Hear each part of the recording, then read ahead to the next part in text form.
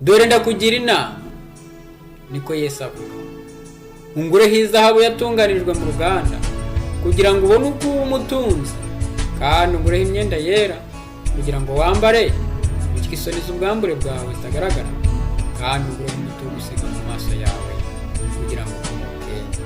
Ibyahishuriwe Yohana igice cya 3 umurongo wa 18. Imana ishimwe cyane. Indwara 3 ziremereye kandi ziremereye itorero ry'Indakugira, ziremereye ubwoko bw'Imana uyu munsi. Ya mbere, ubukene. Mbese turi kwandika izi ngingo. Indwara ya mbere ni ubukene, kuko ryita ko ritunze nyamara ari umutindi wo kubabarira. Mbese ntitwabibona. Ya kabiri, ubwambure. Abantu bitwa ko bambara bakikwiza, kandi bambaye ibitera isoni. Gatatu, ubuhumyi.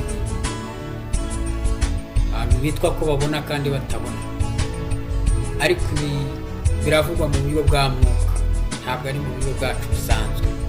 Icyo gituma ibi byanditswe byera. Mwirinde inshuti zanjye, hari abazabisobanura uko bitari. Akubwire ko uhumye gusa kandi udahumye.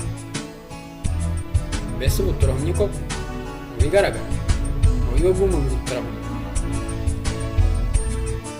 Icyakora hari abarwaye, hari abafite icyo kibazo cy'ubumuga bw'ubuhumyi, ubumuga bw'amaso bwo kutabona, ariko ntabwo ari bose.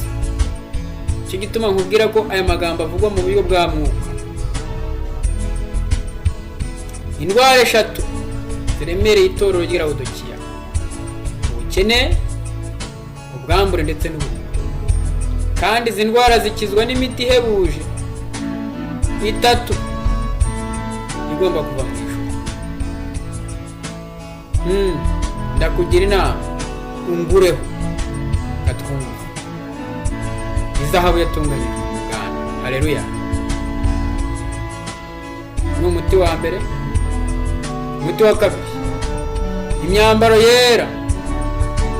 Imana ishimwe cyane.